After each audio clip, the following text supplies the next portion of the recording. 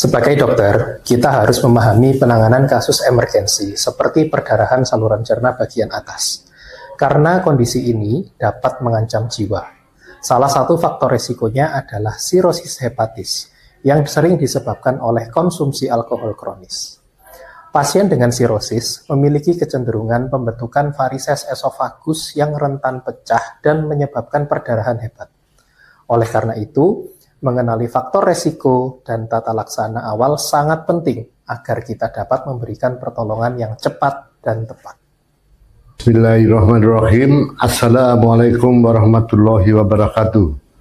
Sejawat yang terhormat, selamat datang di acara Surabaya Weekend Course yang ke-13 yang pada saat ini akan disampaikan topik yang paling update mengenai tata laksana yang paling kini di bidang gastroenterohepatologi.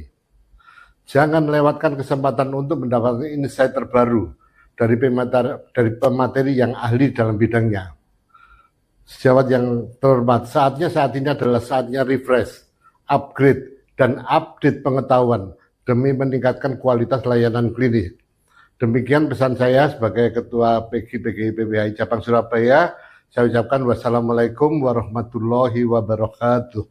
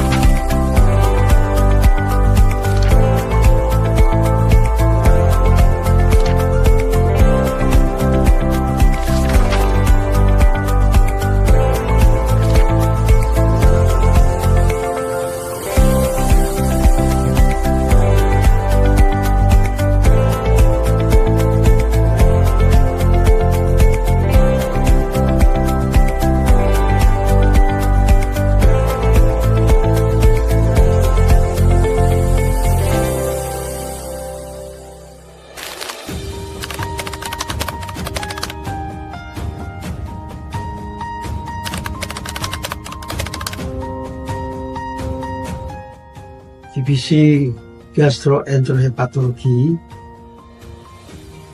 diawali oleh para senior 7 para senior yang kita bisa sebut sebagai pionir di dalam berdirinya Divisi Gastroenterohepatologi Surabaya, yakni Profesor Dr. Sumarto, Profesor Dr. Indrawan, Profesor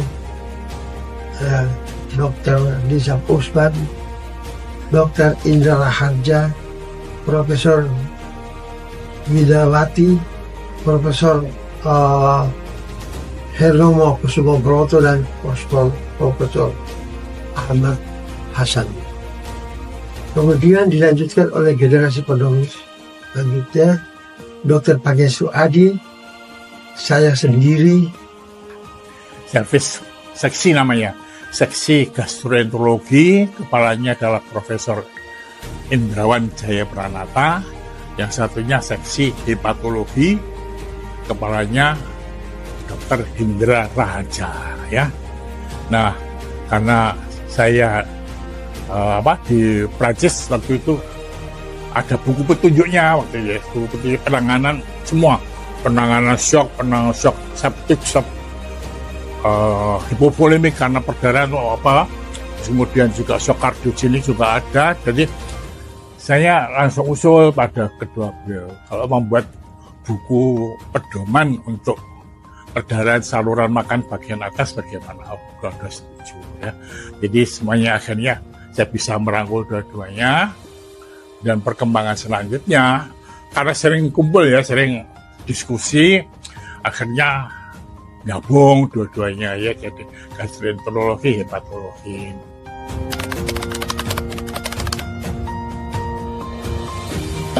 pada saat 1970 mulai banyak penyakit-penyakit yang berhubungan dengan liver dan saluran makanan, terutama adalah mengenai hepatitis, di mana angka hepatitis saat itu adalah cukup tinggi. Perkembangan selanjutnya adalah seringnya terjadi suatu komplikasi akibat daripada hepatitis kronis, misalkan aja suatu sirosis hepatis dan hematemesis melena.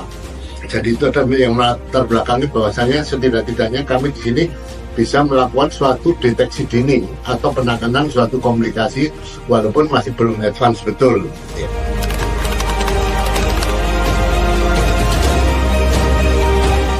Jadi definisi gastroenterohepatologi ini ya diawali pada tahun 75. Itu waktu itu pimpinannya adalah Prof. Indrawat Jaya Pranaka. Waktu itu yang senior Dr. Indra Harja, kemudian Prof. Widawati, itu adalah yang hepatologi, dan Prof. Hasan. Kemudian Prof. Sumarto itu termasuk juga di gastroenterohepatologi. Jadi waktu itu intinya tidak terpisah tentunya. Saya rasa pengembangannya cukup baik, cukup cepat ya. Saya merasakan betul oleh karena dari kemampuan yang saya rasa minimal sekarang sudah lebih bagus. Dan kita lihat bahwa memang tidak bisa lepas dari bidang-bidang yang lain, khususnya radiologi, kemudian bedah digestif, patologi anatomi, itu yang paling penting.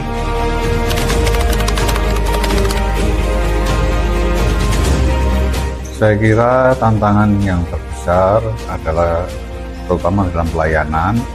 Itu pertama adalah ketersediaan peralatan dan maintenance-nya, serta peralatan-peralatan pendukung yang kita sebut sebagai aksesoris ya. Jadi itu yang sering tidak ada karena harganya juga cukup mahal. Jadi kalau kita bilang tantangan itu selalu daripada sumber daya. Sumber daya itu sumber daya manusia atau sumber daya non-manusia. Jujur saja untuk rumah sakit sebesar ini atau untuk divisi sebesar ini kita masih kekurangan. Jadi sumber daya itu kurang. Sumber daya manusia kita kurang. Ya. Tapi bagaimana kurang? Ya karena terbatas pembiayaan.